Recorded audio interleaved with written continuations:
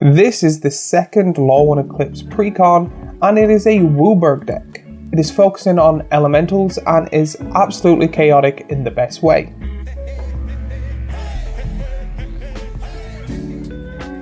In today's video, we're going to be breaking down Dance of the Elements. It is the second commander deck from Law 1 Eclipse, and they've only built 2.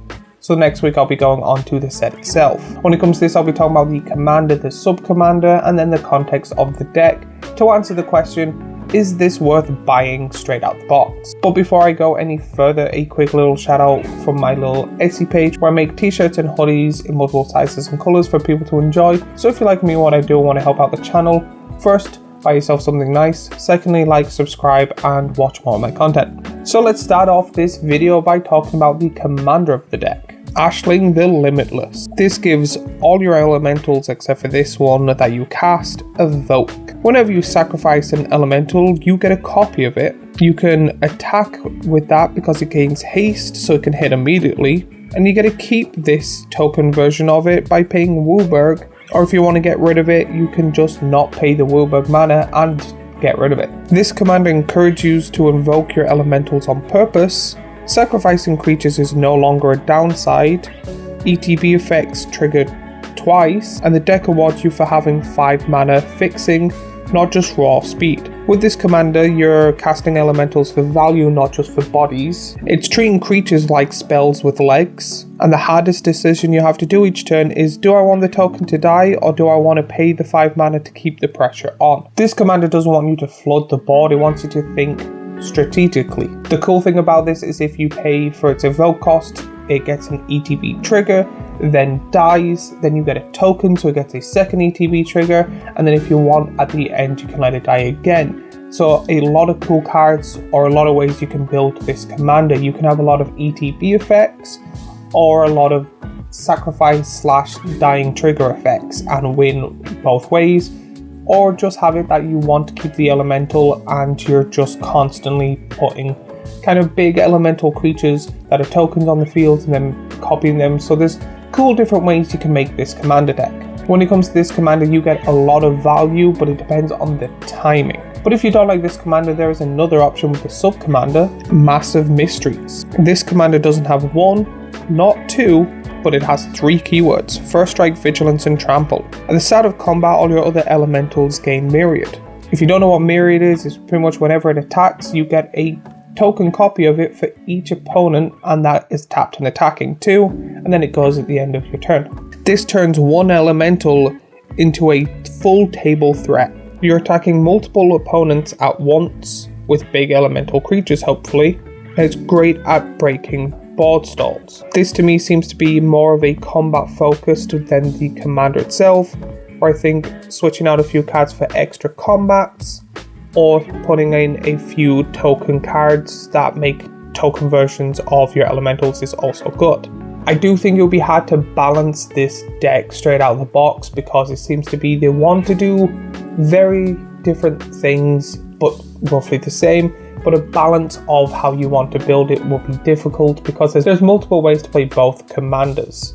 To me, the commander seems to be the person that wants to be a mathematician that likes the complex maths behind it and likes strategy, where the sub-commander seems to be that person that brings a giant club and just wants to go smash, smash, smash. Either or, I think both commander and sub-commander has its strengths and weaknesses and depends on how the person themselves wants to play it. Now, I can already say from that on its own, I do think that having the deck bought, personally, I think just buying the commander or sub-commander on its own and building it the way you want to build it would probably save you more money than buying the deck fully and then changing it from there. But it also depends on how long you've been playing. If you don't have a lot of cards and only been playing for, we'll say, a year or two, then I do think buying the deck, if you want to build it your own way, is probably going to be more cost effective.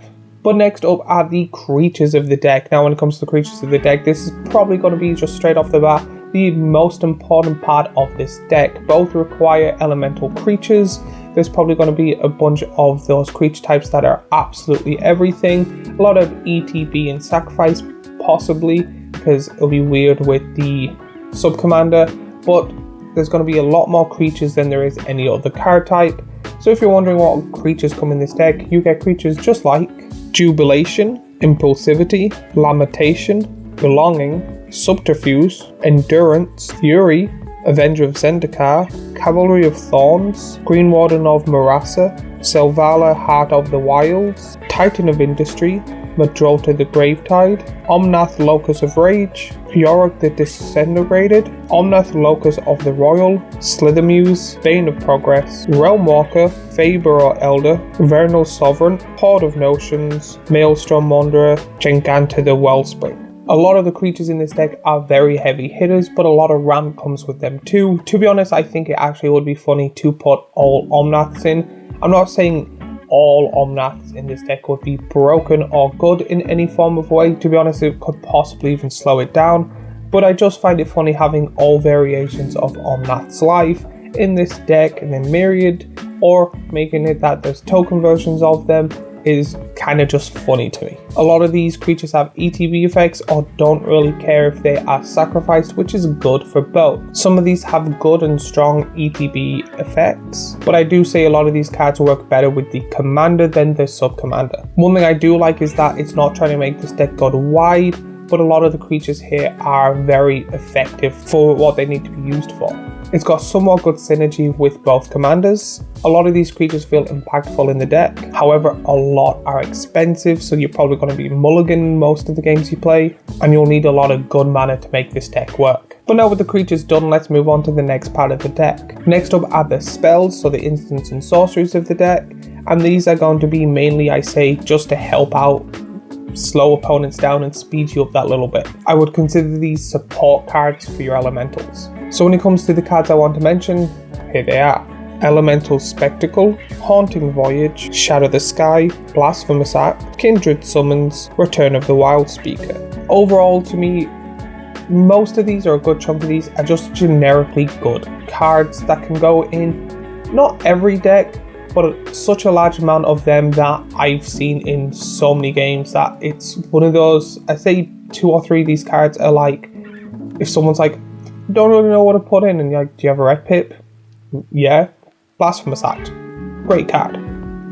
If you need that one card, put it in. Oh, I have a green deck and I don't know what to put in for my 100th card. Return of the Wild Speaker. Sure, why not? It's a great card. There's nothing really, in my opinion, an amazing, like, oh my god, this is going to be broken in this deck type of card. They're just generically good, majority of them, and some will help out the deck. But I said most of your mana will be spent on playing the creatures, or keeping the creature as a token alive. A lot of these cards have solid board control, great tribal payoff, and then helps you recover if needs be. There isn't much instant speed interaction, so you have to kind of wait and be patient, but a lot also depends on the board situation that's going on. But now let's see what helps out the ramp with the artifacts. When it comes to the artifacts, there needs to be a lot of heavy hitters, but there's only 2 cards I want to mention, and they are Timeless Lotus, Chromatic Lantern. Not gonna lie, when it comes to these, I think if anyone ever has a Wulberg deck, both of these, or at least the Lantern, is a must. Because one, both are great cards, one enters a bit tapped, so that's not the best. However, afterwards, it is a really good card. So I do find both of these are very necessary for a deck like this. Timeless Lotus is great for the Wulberg ability on the commander, mainly because you can spend your mana freely but leave that to the side, and if you want your creature to live there and then, you can then decide if you want to tap that down, or if you go, no, I'm going to tap down, play something else, or even nothing at all and just let the token disappear. They're both great cards to help support your commanders because you can tap the Lotus and tap 2 whenever your commander dies, or whatever the +2 is. And then also with the Lantern, if you really need it, you might only have drawn, we'll say 2 blue, but you can turn one of those blues into the color needed to be able to cast your commander on curve. I would say these cards are great, but they're more needed than anything else. I would be quite disappointed if they were not in at all, or at least I say the Lantern is the most important card when it comes to this artifact section. Now that that's done, let's go on to the enchantments of the deck. When it comes to the enchantments, they're here for long-term value and just kind of sit there in the corner doing what they do and hopefully are being ignored. When it comes to this, there isn't many enchantments to pick from, but there are some I do want to mention, and they are Springleaf Parade, Hoofprint of the Stag, Descendant's Fury, Cream of the Crop. These cards reward you for what your deck already does or wants to do. They give ongoing value multiple times and get better the longer the game goes. A lot of these have strong synergy when it comes to elementals and have great value over time. The hardest thing about this is you may have a choice to cast one of these or 8 elementals, so again it depends on the game itself to be, is this worth casting or shall I wait, or do I need to ramp more to be able to play this and a creature. But now the final part of the deck is the lands. Usually when it comes to lands, it's going to be disappointing, and I say with the way Wizards have been lately, it is going to be. If you don't know any of the lands in the deck, there's a very few I want to talk about, and the lands are Southern Voyage, Abundant Countryside, Primal Beyond, Raging Ravine, Flame King Village. As usual, the lands are, in my opinion, very disappointing. There is 2, I believe, cards that actually tap for a WUBRG, which are not the best but really good in a WUBRG deck. There's a few filters that would have actually been good depending on the pip variation of this deck, but I can also see why they didn't put it in, because if someone wants to change it, then the card's not useless but not as strong. There is a card here which I didn't know about that's good with elemental, so it's good they put that in at least. But as always, the lands are the most disappointing thing, especially because they're kind of lowering the quality of the product but highering the price nearly every few months to a year. But is Dance of the Elements worth buying? It's quite a solid deck straight out the box. I always do have a love for a WUBRG deck. I do like the Commander and Sub-Commander, the way you can play it in different variations. However, the cards of the deck make it that you can't really lean on one. You have to rather hard focus on one or hard focus on the other, and the deck itself doesn't seem to do that. I do like that it has an elemental strategy, and I do like that it has a hard focus on elementals, and I do think elementals need more love. But the deck does feel powerful no matter what you do either way. I do think it is a main focus on if you want to build a deck with the commander or sub-commander. That seems to be the hardest function of this. Straight out the box, I don't think it's worth it. For the possibly 80-90 quid you're spending on it, getting the cards doesn't seem good at all in my opinion. I think the lands are terrible, the artifacts is needed, but they added no extra spice, where sometimes they add a little extra spice. The enchantments and sorcery is okay, there's a lot of good creatures, but if you want, I actually say it's worth buying if you want to build a deck and hard focus on the commander or sub-commander and don't have a lot of the cards. If you have a lot of the cards already, I do say price up the ones you want and need and then compare it to the price of the deck that's in it.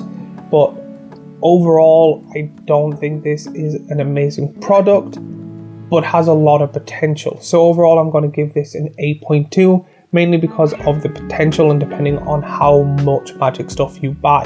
But as always, let me know what you think and what grade you would give this deck down in the comments down below. While you're there, remember to like and subscribe and do all that YouTube stuff we always ask for. And as always, if you like this video, I have last week's Magic the Gathering video here. I have a playlist of Magic the Gathering Is It Worth It stuff here, and a subscribe button here, and I will see you all in the next video.